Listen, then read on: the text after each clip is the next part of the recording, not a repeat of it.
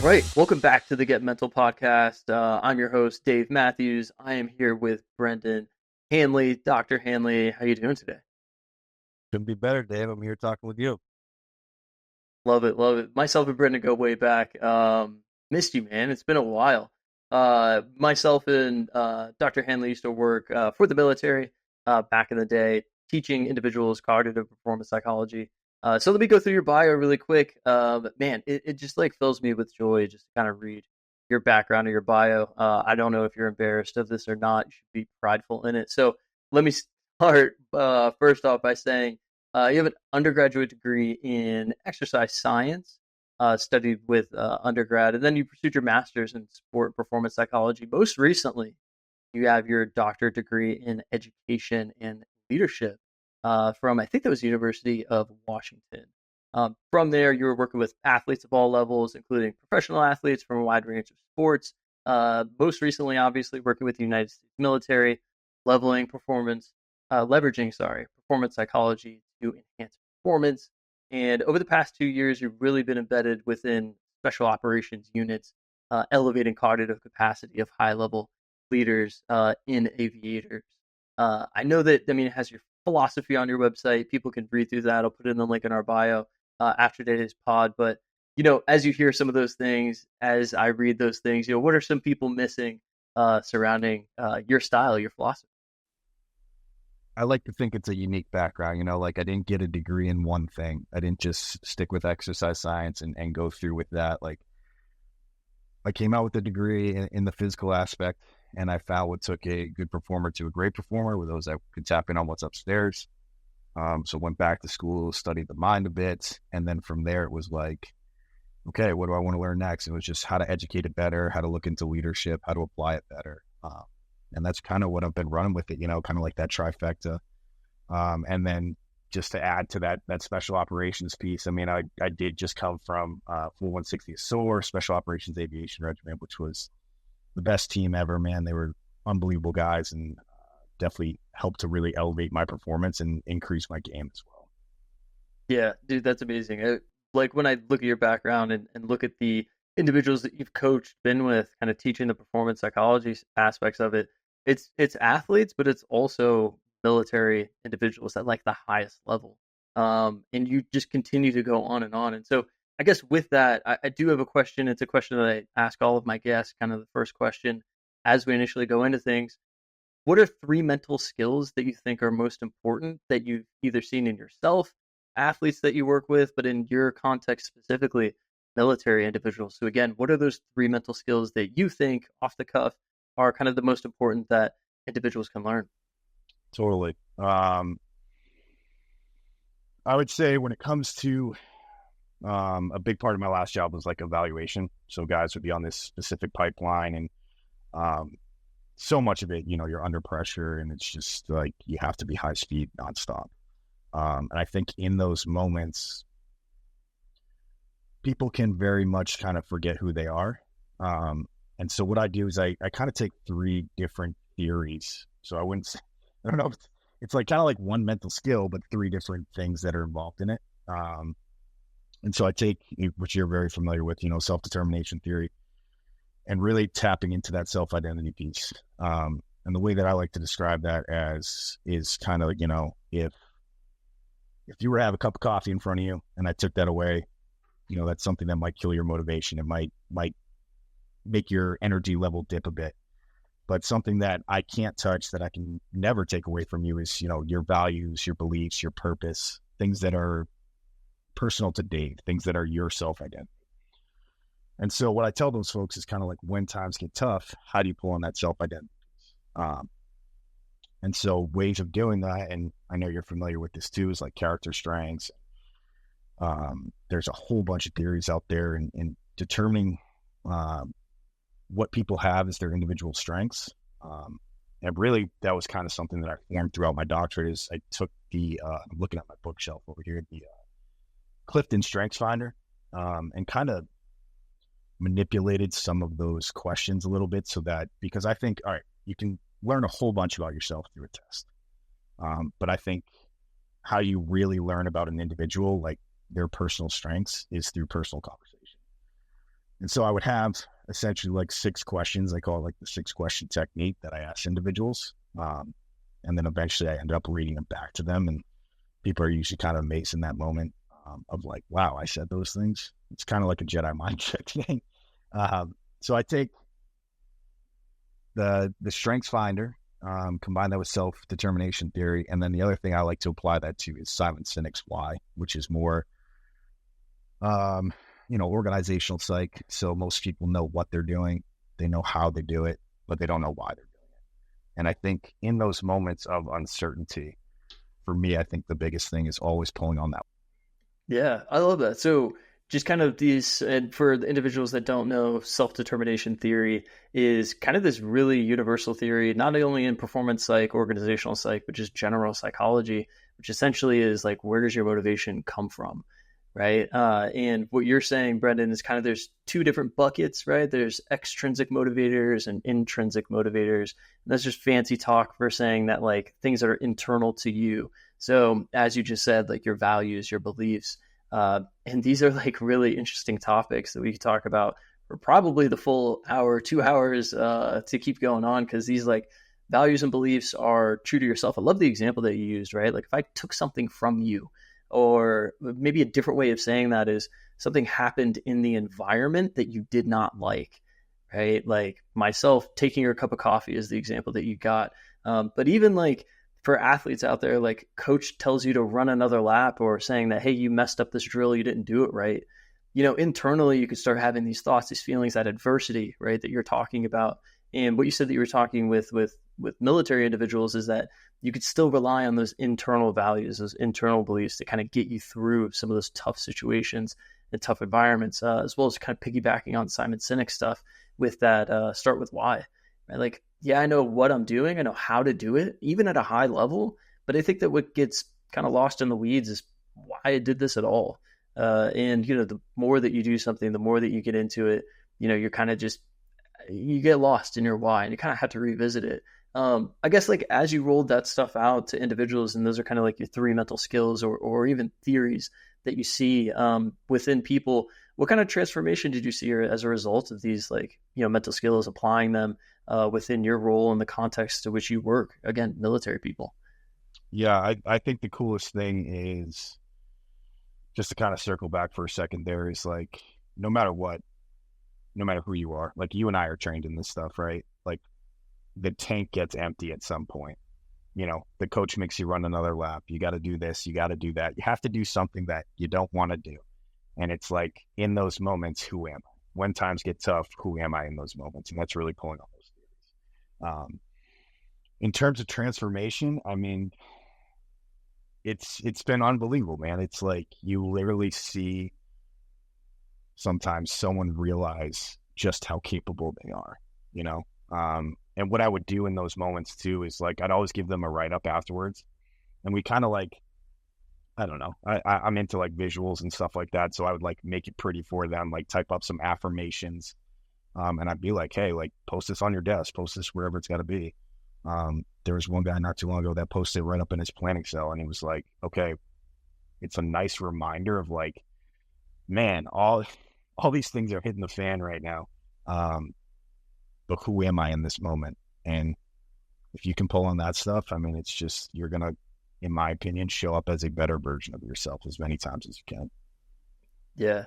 Yeah. It's like this, when stressful things happen, who am I? Right. It kind of tells you really who you are. And you can see individuals, I'm sure that you've seen this also. And again, I used to work in the military too. Like they would purposely put you in very stressful situations, right, to see how you would react. And that's to kind of do a couple of things. One, to allow you to realize, right, who you are and increase your self-awareness.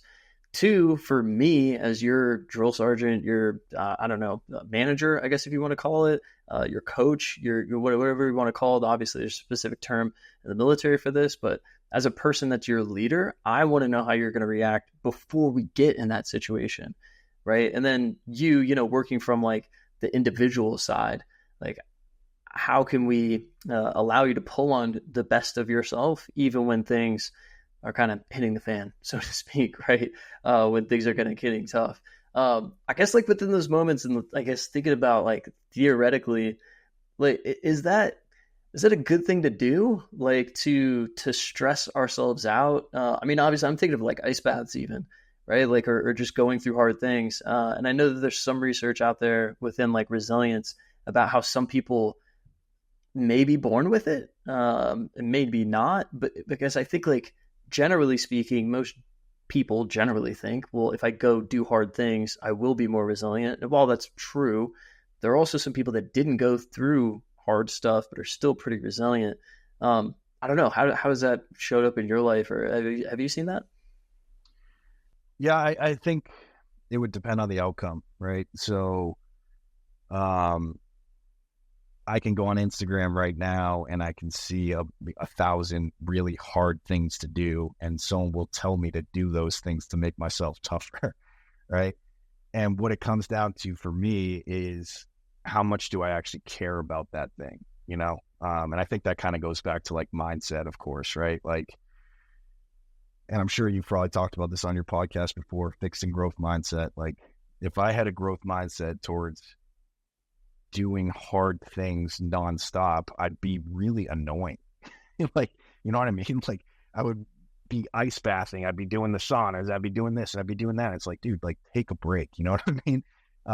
So yes, I think there's 100% like times in your life where you maybe like want to push yourself for more because you're trying to get this outcome of whatever it might be, like you're trying to achieve some new success. And I think at those times, yeah, it's important. And there's probably also a proactive piece of it too, of like, you know, even when things are good, like doing tough things is something that's going to help build you up. But like, do I think I need to do this massive list of things every single day?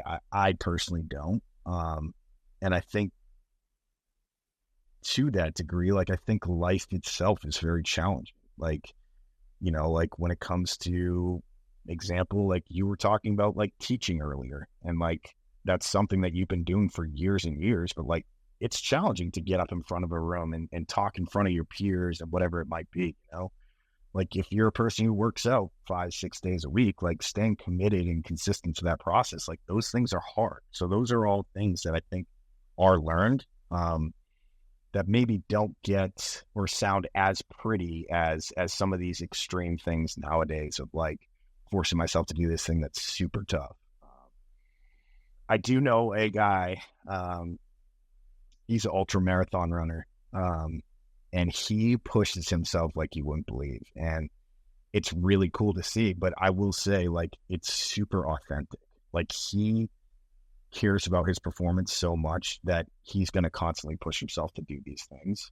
And not because, like, I don't really feel like it. It's like he's constantly trying to elevate his performance. Yeah. Dude, that's a really good example. I'd actually love to double click on that. But like, just to recap, I think that what you're saying is that in your day to day, you're going to do things that you probably are good at, you have some sort of proficiency in, but you still find difficult. And I think that that's a really interesting perspective, right? Which is to say that, like, and again, like, you use myself as an example. I teach, I do one-on-ones with people. I love doing those things. Don't get me wrong, I do, but I also still find them challenging. There's things, Brendan, that you do probably every day. We all do these things. We still find them challenging. So I think that what you're also saying is like resilience doesn't have to be this capital R thing, right? It could also be this like lowercase r thing, right? Which is these little thing, quote unquote, little things that you do on a daily basis that are still making you more resilient, right? Like getting up at, I don't know, 7 when, you know, you want to get up at 8 or you want to sleep in. Now, it doesn't have to be extreme. It's not like 4 a.m. and it's not like, oh, you've never taken an ice bath before? We'll take 4 today. Like, that's a capital R resilience thing. What you're saying is kind of like, yeah, maybe it's the small thing. And it's also like what you said, like being authentic to yourself. I think that that's a big thing. And there's a lot of people that want to be David Goggins. You've probably seen some people in the military probably like idolize this person. You may have seen some individuals not idolize this person, which maybe we could talk about too. But also this ultra marathoner, right? There are probably a lot of people on Instagram, if you post all the time, they're like, I want that. I want to do that. I want to have that mindset.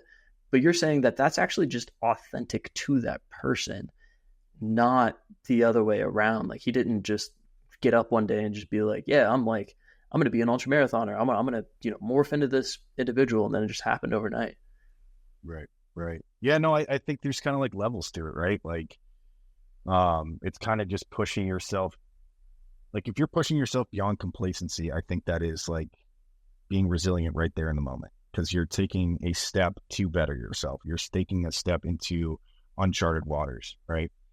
Um, but like for me, okay, when I first learned like Wim Hof breathing, I love Wim Hof breathing, but you're not going to see me like shirtless in a bathing suit hiking Kilimanjaro or whatever he does. Like I don't know if I care about that enough. You know what I mean? Yeah. So it's like, and then maybe one day, like that is a goal for me. I don't know. Like we'll see where I end up. But like right now, pushing myself to that, like it's not for me right now. So yeah, What is Wim Hof breathing? I know what you're talking about, but like for those of us that may not understand it, like what is it? What I guess is the goal of it? You don't have to talk about the biology of it or anything, but like what is it generally speaking? What's the goal with like Wim Hof? jeez, man. I mean, it's taking 30 quick inhales, then you are holding your breath for 30, sometimes 60 seconds, sometimes a minute and a half, exhaling, and then holding your breath after that. And basically what that does is it can kind of amp you up in the moment, but it can also create like this weird, awesome relaxation response for me, at least. I think it's all, personal opinion as well. Like I know plenty of people that do not like that breathing style. They say it makes them feel dizzy and stuff like that. But I started doing that one throughout COVID, and kind of never looked back. I like that one a lot. So Yeah.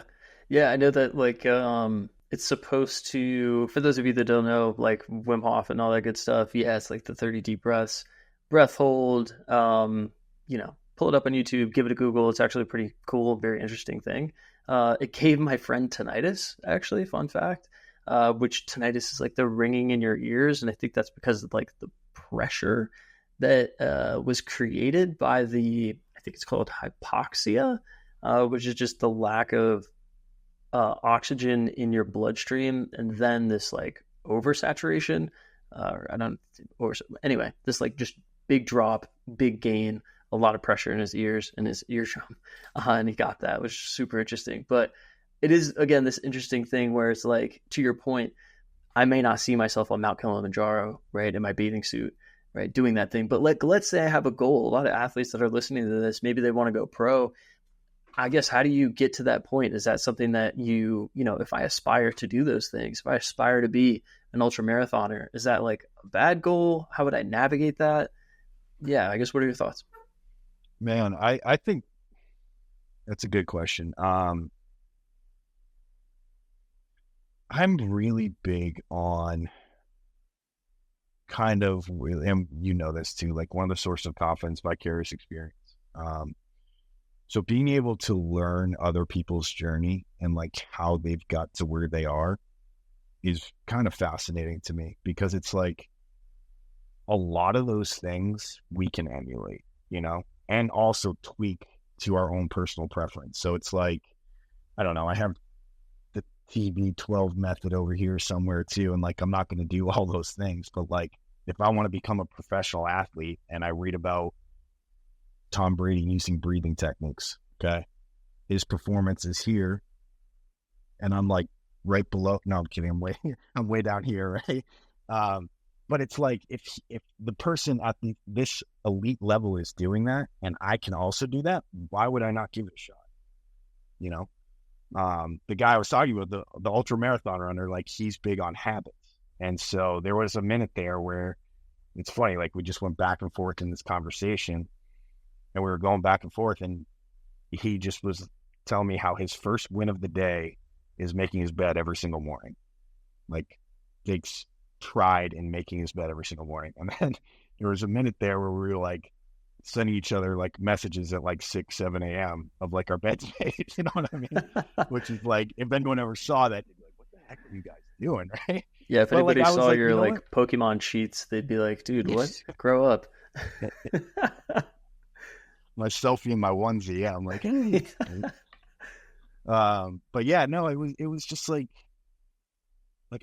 and that was the great thing about being over at SOAR too, is you could, like I was able to teach and help these guys and consult with them. But at the same point in time, like the overall massive lesson there is just that the true value is in the client, you know? And I think what those guys and folks over there would bring me, I could also learn from. And point in case is exactly what I'm talking about there. Like I saw a very high level performer and I was like, I think I want to start emulating some of the things he does. And then he would learn some skills from me. And it was like this awesome trade off of like, when you surround yourself with folks like that, like, you know, you start picking up on habits, you start elevating your performance. And I think that's a really, really cool place to be. Yeah, I love that. And I mean, it kind of reminds me of just like having teammates and the value in actually like having teammates, right? There are probably some individual athletes that may be listening to this or like other people that are of the individual athlete type. But even those individuals will still have other people that push them. Like even Michael Phelps trained with other people. Even, you know, the best sprinter, Usain Bolt, had like a team around him. And I think that it is a mutually advantageous environment, right? Where even if like, you know, performance psychology or coach or organizational psych, whatever it is, we don't have all the answers. Like even if you see a psychologist, a therapist, that they probably don't necessarily have the answers to get you over the hump of whatever it is. It's a self-discovery mode, right? You kind of create that. And you never know, like that individual may get better because of you, because of the questions that they ask, because of the answers that you give. So you kind of never know this mutually advantageous, you know, symbiotic relationship that kind of occurs during that. And I think that's super cool. Yeah, I love that, man. So I think if you are serious about trying to achieve peak performance, elite performance, I think the folks that are best at that are curious, right? They're like looking for, how am I going to learn from this person? How am I going to learn from this person? Like, I already know I do these things really well, but they're constantly, exactly what we just mentioned there, like pushing just beyond complacency. Like, and maybe that's one step, maybe it's 10 steps, whoever you are, but like having that curiosity of like, okay, I am, and it's also like a maturity level too, of like, I am open to learning this thing that could potentially elevate my performance. I love that. Honestly, like that would probably be a catchphrase for anybody listening, which is like just pushing beyond complacency, right? Like, what does that look like for you? And I think that again, like as individuals who are peak performers looking to get the best out of themselves, or are also just trying to reach or elevate their performance, whatever context, like the athletic context, you kind of think of that end goal. Like my goal is to get a scholarship to the University of Alabama, or you know, insert the blank college here. Falling in love with the process, and we hear this all the time, like fall in love with the process, not the outcome goal. Fall in love with the process, not the outcome. I think a way to just like recategorize that in your mind is to exactly what you said, which is just do a little bit better than complacency every day, right? And within that, that's the quote unquote process. It doesn't have to be this grandiose thing. Again, oh, he's taking 4 ice baths a day. I got to do that, or they're lifting X, Y, and Z, or they hired X, Y, and Z coach, or they're eating whatever, intermittent fasting, right? Like that's a lot of stuff. Like let's just start slow. What's a baby step that you Yeah, can take? Like, yeah, maybe it is fighting again. Did I do better than be complacent today? Yes. All right. Perfect. Now I'm on my way to peak performance. It's not this like big step. totally, man. And there's been multiple times I can speak about this personally is where I've thought I've achieved the master goal, you know? And I think that started like pretty early on in my career where, I hadn't learned, I didn't have a decade of experience. And I went from, outside Boston, Massachusetts to Hawaii. And I was like, that's the goal, to get to Hawaii. And then I got to Hawaii and it was like, okay, what's next? And you're right. It doesn't have to be this massive step. Like, when I finished my doctorate, I wasn't going to be like, all right, let's start another program right away. Like I knew I needed recovery, but it was like, okay, like maybe let's start training another day a week, or maybe I can start doing jiu-jitsu more or something along those lines. Like it's kind of just being like productive with your time too, right? Like what things are worth me putting my time into, rather than kind of just sitting around and being where you're at. Yeah. Yeah. And again, that is kind of the complacent mindset that can kind of creep into play. But it's also like the dopamine hits that you get from kind of trying new things, and that constant like state of performance of, hey, I did this, now what's next? Or hey, I did that, now what's next? And that dopamine is great, kind of, but at the same time, it's like this thing that it's not this thing that keeps on giving, right? Like, and we don't always have to be in this high achievement mode, and that could lead to burnout, right? Like where athletes aren't recovering. And what you say, like as what is most productive in this moment, I think is really interesting, because maybe recovery is most productive in that moment. To the extent to which you're willing or you can, I'd love for you to talk about maybe your experience with the military when it comes to that balance of like high achievement and recovery, right? Because I mean, some of them function on what, 2 hours, an hour of sleep. Maybe they were up for 48 hours straight, and maybe that's required of them in that moment. But you know, how did the best of the best within the military complex balance that recovery and peak performance? Jeez, man, that's tough because nowadays there are all these kind of methods out there, ways to biohack that, right? That were not around back in the day. So it's like, how did people push themselves to do that back then? Um, and it's tough, man. Like some people just get it done. Like there's like this like grit of like, okay, or maybe just knowing like it's temporary, you know, of like, hey, I'm gonna get to this, like, I'm doing nocturnal operations for 10 days straight, but I'm knowing after those 10 days I'm going home or something along those lines. I think also to that point, like, is once again, it's not necessarily the self-identity piece of motivation, but it's like looking at the big picture. So there's still that why there, but it's like when you have that sense of purpose to have you drive on, I mean, what better motivator in the world, than being like, I can constantly tap into what I'm doing because I can see that big picture. Yeah, I mean it's like the biggest passion and motivation that you could ever find, almost within the military. I mean, it's kind of built into it, right? Like I'm defending my country, honor, etc. I mean, they repeat that, they know it by heart, and there's a really strong driver with why they're there. Athletes have that too. And it's interesting, though, I think from the perspective of it kind of brings us up. I want to ask you this, like, there are athletes that perform really, really well with their why, right? With their value, belief, intrinsic motivator. Then there are athletes that perform really well out of spite and hate. And I like actually mean hate. like I hated my coach. I hated my dad. Or I hate to see this person on the podium and not me. And I know that maybe there's a balance between those two things, right? There's that like where peak performance is, but I'm struggling, I guess, with the Michael Jordan mindset, right? Like Michael Jordan actually like punched one of his teammates in the face to because he wasn't like falling in line to like what the team wanted. And he had this like thing where he would drum up fake motivation, right? Like to say, oh, he said something about my mom, and that actually like never happened, right? To like get motivated. And then there's like the monk mindset, I guess, or maybe, I don't know, Steph Curry may be a good example. But other athletes that kind of play out of, I don't know, love, for lack of a better term, like passion or just humility or, yeah, I don't know what you want to call it, but like at the end of the day, it's like even during the game, they'll shake hands, they'll help their other, opponent up, versus Mike would never do that. He would never reach out his hand and help out the opponent. Where do you fall within that? Is that personal preference? Is that like, do you lean more one way than the other? Like, how does that show up for you or like other athletes that you've seen? Yeah, that's an awesome question. What I can tell you personally for me, spite, things like that, anger, they're not sustainable motivations. They exhaust me, right? And so I can hold on to them. Like I'll actually say this too, like in a jiu-jitsu tournament, like I love rolling. I'm super happy rolling when we're like practicing, things like that. But when I'm actually competing, the rounds are pretty short. They're like, I think my last tournament was like 6-minute rounds or something like that. I can't remember off the top of my head.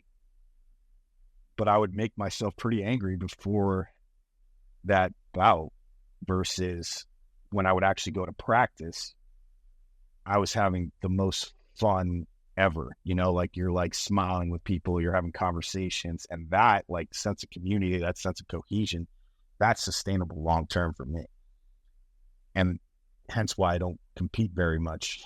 Like it's a motivation that's just not, I get burnt out. And so there's a reason why, like, going back to self-determination theory, like shame and guilt isn't recommended by coaches. It's a motivator for sure. If you make someone feel shameful or guilty, I'm Irish guilt right here all the time. But have you ever met someone in the world who's been like, hey, more guilt here, please. Can I get some more shame? You know what I mean? Like it's why do people not ask for that emotion? Because it doesn't feel good.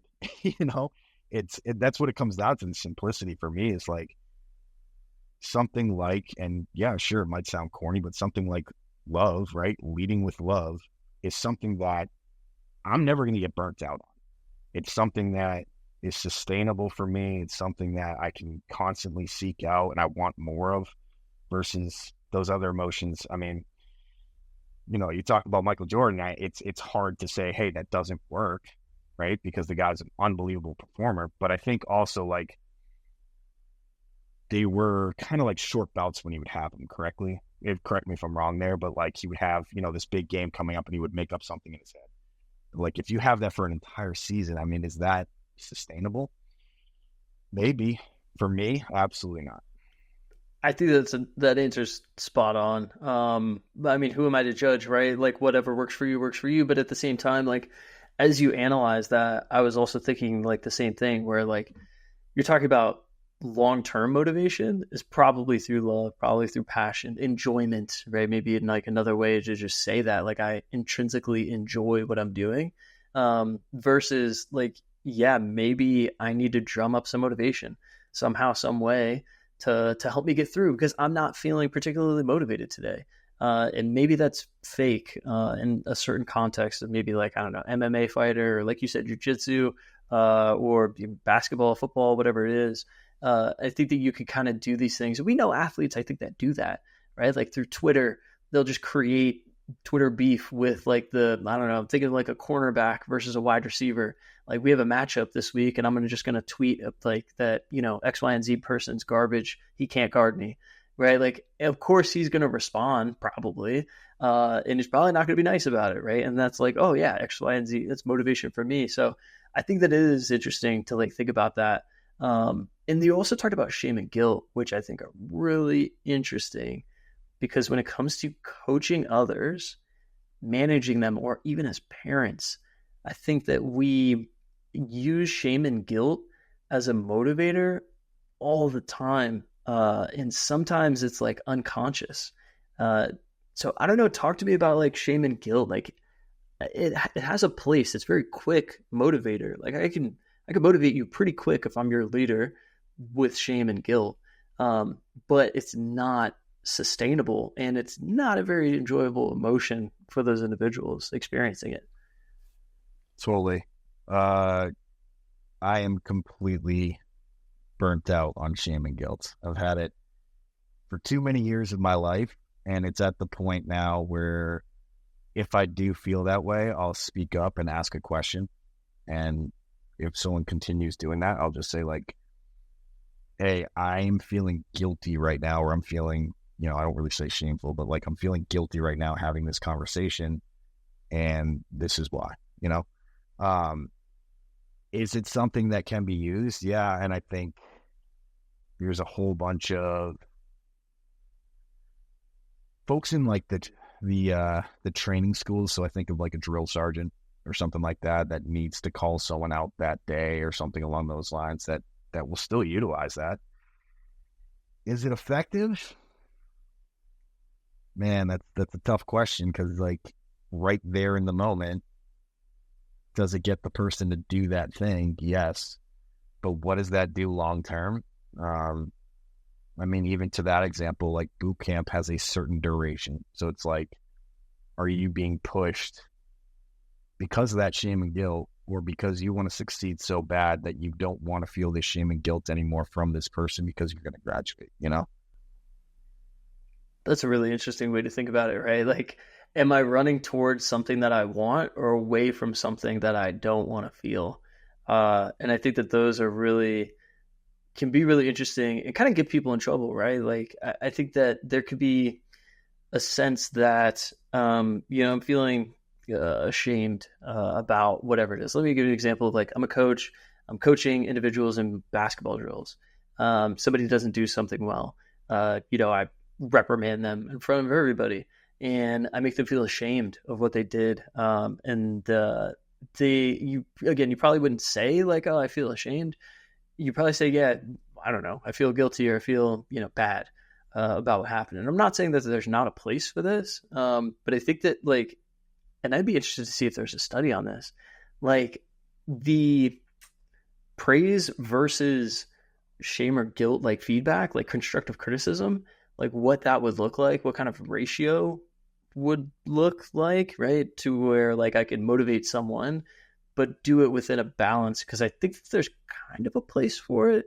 But at the same time, if you're a coach and you're constantly just berating your athletes and making them feel guilty or shameful for what they're doing, I don't really think that one, you're creating a psychologically safe space. Two, I don't think that they're learning any faster. They may even be learning slower. Three, they may do things in spite of you, right? Not because they trust or admire your leadership, right? So like, I don't know, like when it comes to great leaders that you've seen, what are some of the qualities that they have within the military that like maybe athletic coaches can take from? Yeah, it's I think about the last like truly like phenomenal leader that I worked with. And he would go around, and it wasn't he just knew everyone. You could tell he actually cared about everyone. And I can tell you that for sure because he would literally, when the person comes up to you and they ask like, "Hey, is there anything you need?" And they might just be saying that to be nice. Like if there was anything I truly needed, I could have asked this person. And so could have the youngest person in the unit, the person who's whatever their job might have been, like to know that your needs are being taken care of and that this person actually at the top cares about you. Once again, I mean, that's just like what better trait is there out there, like knowing that this person actually cares about my success versus just what I'm going to do at work. Yeah, I think that that's so powerful too, because I think that we look at like coaching and I see like poor leaders, it's very transactional, right? Where I may ask the question just to ask it. I'm not expecting you to say yes or no. Like, hey, you need anything? If you were to actually ask, that person may be like surprised. And you're like, oh crap, now I got to get something for this person, right? Like versus that leader, you're saying like, I genuinely, one, I know my people, but two, if you asked me anything, I would go get it for you in a heartbeat. And I think that that's a lot less transactional and it just like a really true leader that's like, I'm not really focused on the outcome here. Focus on the process. I'm focused on you and your experience, right, at work. It's like the true experience instead of what you're willing to do for me. Yeah. To that actually just reminded me of a quick thing right there. Is I not too long ago asked a leader in the military, worked with him probably over a decade ago, for a letter of recommendation. And the reason I felt comfortable doing that is because we've stayed in touch and not, to the degree of, hey, we're talking every single day, but every single time we've talked, we've picked up on the next page versus reminded each other of like, hey, remember when you didn't talk to like, like you had this going on. Like no one ever felt guilt or shame in that moment because it's like, we're just continuing where we were at. And he actually brought that up of like, it was an awesome conversation about how the military can be very transactional. And because to be honest with you, for the letter of recommendation, like I felt kind of guilty. I was like, like I'm trying to get this thing from you and I'm not good at asking for stuff. And that's when that conversation happened. He was like, yeah, the military is very transactional, but like, hey, like we've stayed in touch for a decade, man. Like that's very rare. And we haven't seen each other in years. And like, we still like, send each other random memes or whatever it might be. Right. Like, so having those relationships, like actually be truly authentic. There's so many ways that you can show care. And I think that to me is the best leaders in the world take those small moments. Maybe it's 30 seconds, maybe it's whatever it might be, right? To really establish those moments of care. Yeah. Dude, that's awesome. It kind of reminds me of like how we should always just stay in touch with some of those people, right? Like you never know who's going to have your back, and it's not obviously. I was kind of working for the military too. It's when people think about military individuals and they think about leadership, they do think about, hey, you guys are probably awesome leaders. And for that individual to say, yeah, there are some transactional leaders in the military, like that kind of just points to the fact that we're all human, and even humans make errors, and humans can learn too. And some of the best leaders, I think, that I've run across, especially in the military, are not to that point transactional. They really, really, really will, one, give you time, two, and two, probably ask you two or three questions before they give you an answer, right? Like, and I think that coaches can learn from that too, where it's, I'm just I would ask you how you think we should do it instead of me just tell you bark orders about how we should do stuff too. Yeah, I think that's a really interesting thing to think about. I think you absolutely nailed it with time. Time is the most precious commodity. When you are the busiest person in the room and your time is very limited, if you give me an extra 30 seconds to a minute of stopping by my office just to ask how my day is, like that is massive. We're like, and this is what this individual would do. Like he'd stop by and be like, hey, like I heard you did this and you should be proud of that work. And I was like, man, I am proud of that work now. Like, I struggle with that. Like I struggle to give myself credit for stuff. And like when someone pops in and like reminds you to take that credit, I was like, damn, man, this guy he was on one. He was great individual. Yeah. Dude, I think that from that anecdote, one of the things that you shared about leadership that I also teach, and it sounds like we both know it and teach it too, is this just aspect of noticing, right? Like I think in our society, we don't give effective praise, and we kind of give feedback, like very poignant. But when it comes to praise in particular, unsolicited, right? This person just like came to your desk and not only said, hey, how are you doing? But like said, hey, that thing that you did back there, whenever it was, could have been last week, could have been yesterday, don't know. Yeah, you should be proud of that. And here's that specific action that you did. I think that like coaches, especially in athletics, don't do that very often, that I know of. Maybe there are some exceptions to the rule out there, but I think that how could we level up our game as leaders, as coaches, when it comes to praise, or as parents, is to just simply praise more, unsolicited. Like, I didn't see you. It was informal. It wasn't a formal sit down and yeah, we're going to review X, Y, and Z. It's a no, I just saw you and now it made me think of all these good things that you did. Now, for a recovering perfectionist like myself, pretty challenging to hear those things, right? Like it's kind of like you, where it's like, oh, I did that. Like, yeah, maybe I should feel proud of it. But then there's like, that thought in your head that's like, oh, I could do better, whatever. But just even that unsolicited praise from that individual does mean so much, and it is that extra 30 seconds. Yeah, that's all. What's funny is I actually do remember, if I go way back to when you were teaching your day one meeting, like saying that you struggle with praise. I do remember that now. But just like, so one thing that you said there, like, okay, like how do we step that up? I used to do this thing and I laugh about it because the ongoing joke was kind of that I leave little love notes for guys in special operations. Wait, back up. You left love notes for guys in special operations. I could just imagine this. Go ahead. All right. So here's my thing. When it comes to performance enhancement, right? There's so much of what we do in sports psych on the front end of things. And when I would actually get to the evaluation, when we would get to the actual performance, sometimes I just want to step back if they're in flow, if they're actually in there in the moment, like you see them performing at the top level, it's like, hey, like the work is done. Like, don't intervene right now. Take a step back. And in those moments, I would take a whole bunch of notes and I'd be like, okay, like this is one thing like this person's doing. Like, this is a really stressful environment. Like, this guy over here is like still asking everyone for, he's still making jokes or whatever it might be. And I would just kind of write those little notes and I would hand them out. Like I would get there before the guys got there. I can think of one eval in particular where they all got there one morning and had a little note from me. And I came in, I was like, I don't know how this is going to be perceived.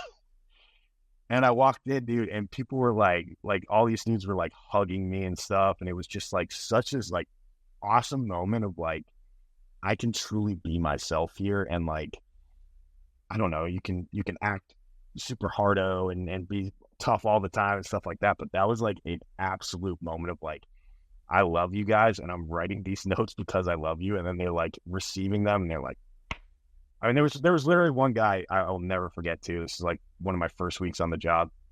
And he sat in my office and we had a conversation for maybe an hour and he's walking out and he just turned around and he goes, no one does that. No one does what you just did. Like just having conversations like that. And I was like, what I'm here for, man. So like whether or not we even worked on peak performance or sports psych or anything like that, the fact that you can have that sense of time with someone and have those personal conversations, like once again, it goes back to care and it goes back to love. Yeah, dude, that's awesome. Such an amazing story about like, look, I mean, you kind of see these individuals in like spec ops, special warfare, and stuff like that, and you're just thinking like the hardest of the hard ass guys, right? Like these guys are the toughest of the tough. The bravado, all this stuff. And dude, they're humans too, and all humans thrive on praise. They do want to see, like, if you want to multiply someone's performance by like 2x, 10x, 5x, whatever it is, praise them more than you give constructive criticism. And I think that that's so awesome that you would just sit back and just kind of take notes and then have the gumption, I guess, to give them those notes, especially first week on the job.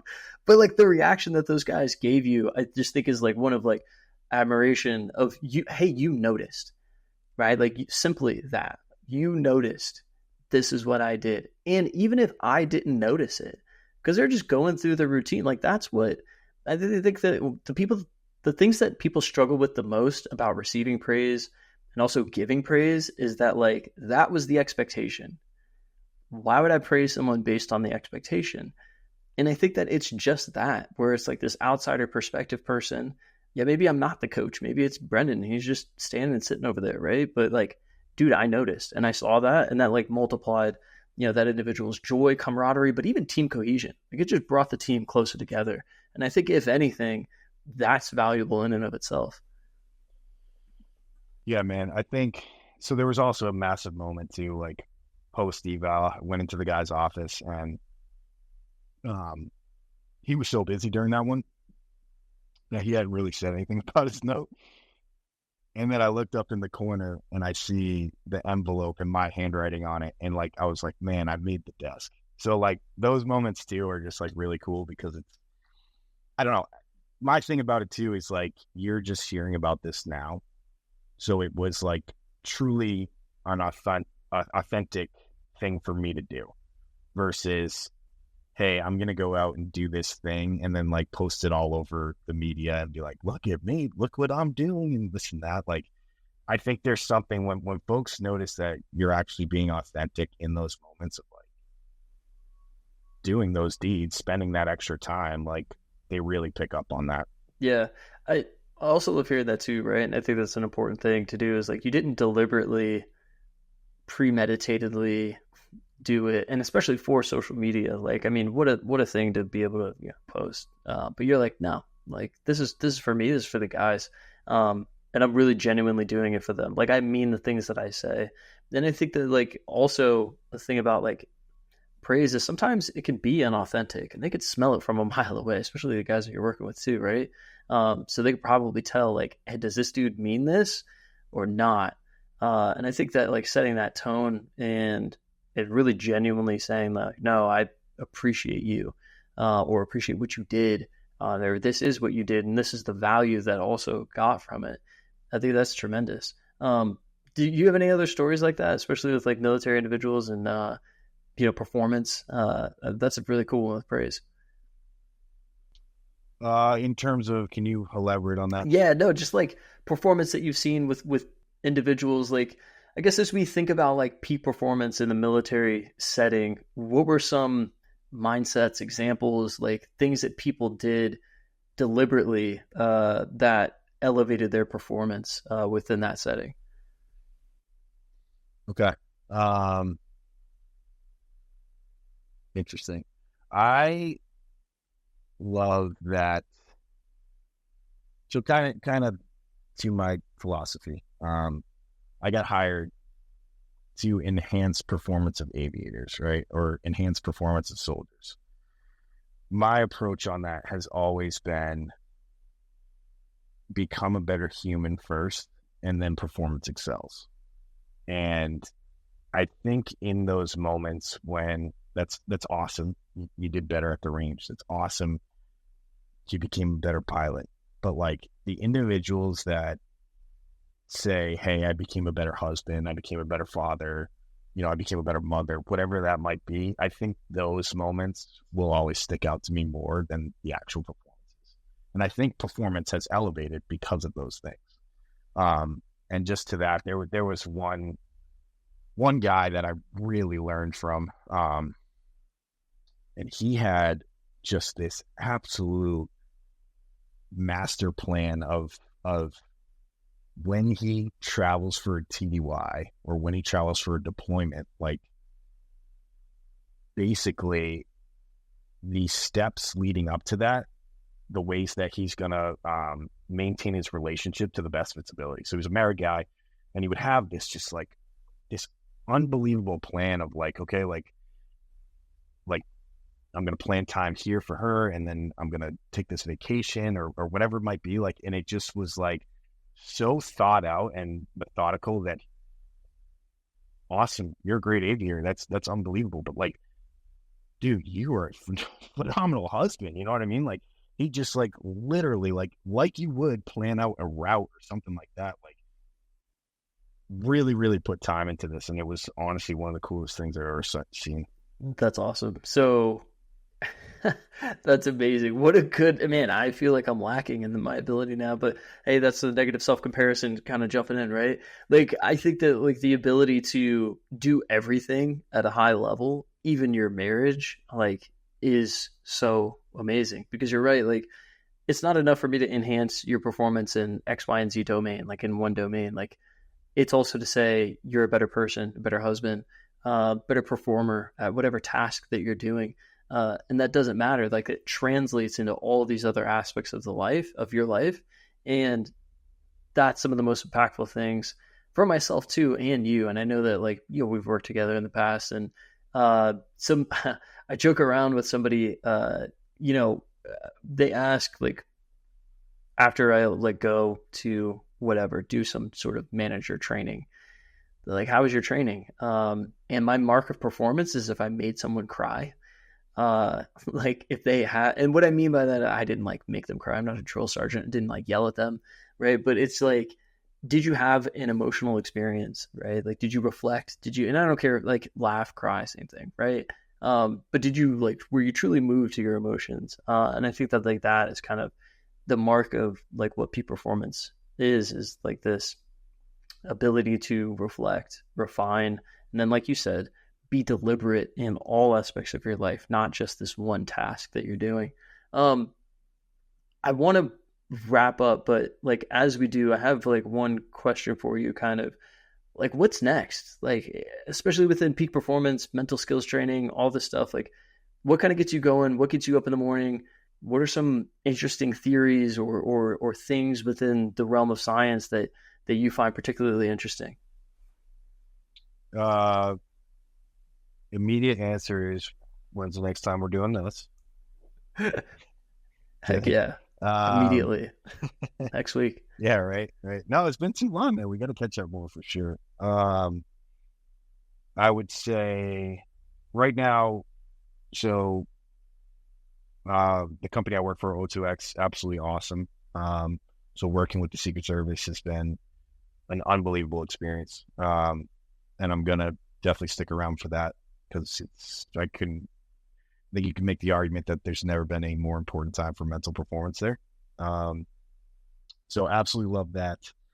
And then I've been doing some side coaching for quite some bit now, and working with CEOs, entrepreneurs, and founders. And really, the specialty that I've kind of looked into is those that are kind of dealing with the post-COVID hangover of like, you know what, like remote work is a real thing right now.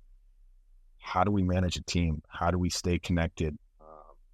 And there are some people that are doing some really interesting things out there. And it's taking some of what you and I know in the sports psychology realm and kind of having those conversations, trying to train some folks in that stuff. So that's kind of been the side gig. And then I think I had mentioned this to you before too, of like one course that I'm taking. So I'm always taking a course on the side. Flow Research Collective. I am currently taking their performance neuroscience coaching certification, PNCC. And it's been super interesting. There's a whole bunch of modules in it. One that I can tell you that has really stuck out to me is basically biohacking my phone. So there was a course called the Distraction Disruptor. And what I say is I've made my smartphone as dumb as possible because I don't want it taking so much of my attention. And this was actually a huge moment I had out by you, actually. I was down in Coronado. And I would only get so many hours of daytime there because we were doing some stuff down there. And I was in my hotel room and I'm scrolling on my phone and there was just this massive moment. I was like, what am I doing right now? Like, it's beautiful outside. I'm in California. I'm never here. You know what I mean? And just to coincide with that, like I just happened to take that course and like really just eliminated distractions, turned off notifications, like found I'm going to use my phone at this hour, whatever it might be. Like there's all types of ways you can biohack your phone. And that's one thing that I've found to be super beneficial of Flow Research Collective so far. Dude, that's awesome. And completely forgot to mention the Secret Service thing. To the extent to which you're willing, Yeah. obviously it's secret. What's that like? What's it been like? Obviously I'm not going to like get too much in the weeds of that, but I guess transitioning into that, what are some of the differences that you've noticed? What are some things that, to the extent to which you can talk about, like excited to do? Pause and think about that one for a second. It's been very exciting. There is, there's just not so much I can say. Yeah, right totally now. fair. What I can tell you is it's an exciting gig. I also like get to manage people, which has been a really cool thing to do too. Like be in charge of some folks and have some meetings with some top dogs, and it's been a lot of fun so far. And I can only anticipate it's gonna get better. Good answer. It's one of those things too. No, I think that like to your point, it's like when we teach leadership, we teach effective leadership, and like what that means, it's always good to then be a leader. Like we're always leaders, but like actually be a leader, like on paper, like leading other people. So it's time to put those things into practice. And like when it comes to theory and practice, that gap can be immense. So even though we know all the theory, like I could probably write down what leadership is. Step number 1, do this. Step number 2, do that. Number 3, but like the gap between what that actually is a lot broader than I think people think. So I'm glad that you got that experience. I mean, that's super solid. And I also love the Flow Research Collective. That's one of my favorite things. Distraction can definitely be one of those things that, high performers like yourself, myself, all the other individuals that are probably listening to this, the things that they want more so than anything is to probably eliminate distractions and stay focused. And that also includes focusing on your recovery. And when we're scrolling on Instagram or whatever, social media, we're not actually recovering. Do a meditation, right? Chill, hang out, just be with your thoughts. That's probably the best recovery that you can have. So, dude, I love that. Totally. And yes, we're definitely going to talk again pretty soon. You ready for the lightning round? Yes, I was going to ask you real quick, what meditation, breath work? Like, what apps are you using right Oh, now? dude, good question. I didn't know I was getting interviewed. Uh, Yeah, I so know. I know. yeah, so Flip the I used script. to work for Calm, the meditation app.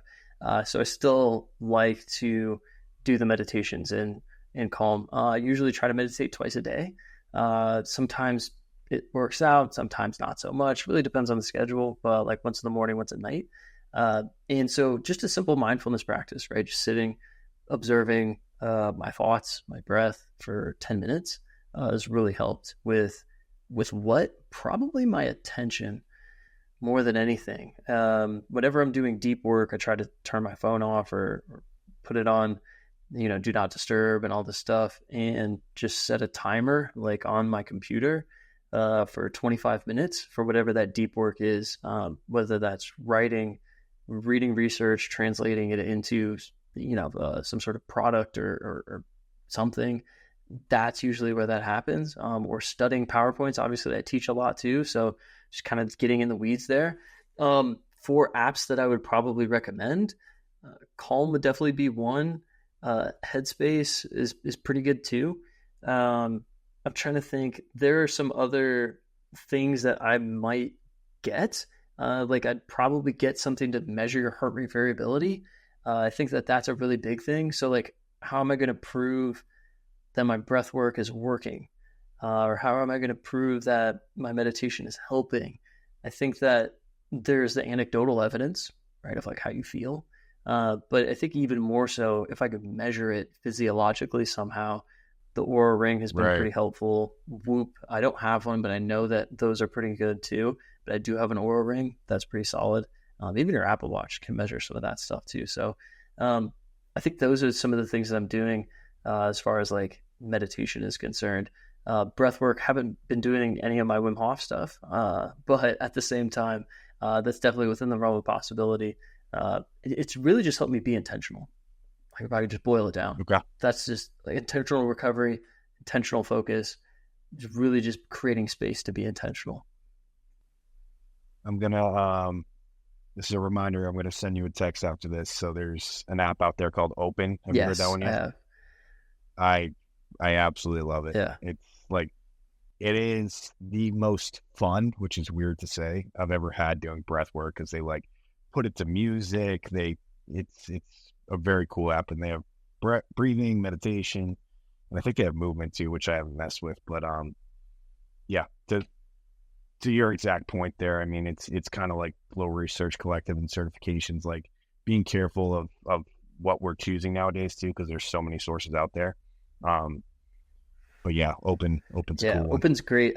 Fun fact: since I live in Los Angeles, they actually have a storefront at in LA, and I one of the people that I used to work with worked there as like a VP.